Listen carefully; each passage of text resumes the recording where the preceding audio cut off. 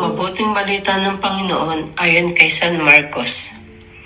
Noong panahong iyon, may isang ketongin lumapit kay Jesus, nanikluhod at nagmakaawa.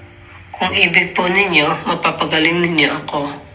Nahabag si Jesus at hindi po siya sabay ang wika. Ibig kong gumaling ka.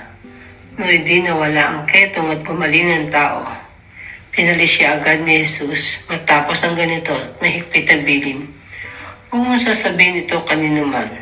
Sa halip, ay pasuri ka sa sacerdote pagkatapos maghandog ka ayon sa inutos ni Moises, upang doon patunayan sa mga tao na ikaw ay magaling na. Ngunit umalis siya at bagkos pinamalita ang nangyari.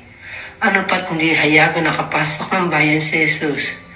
Naroon lamang siya sa labas ng ilang mga puok at doon sinadya ng mga tao buhat sa iba't ibang dako.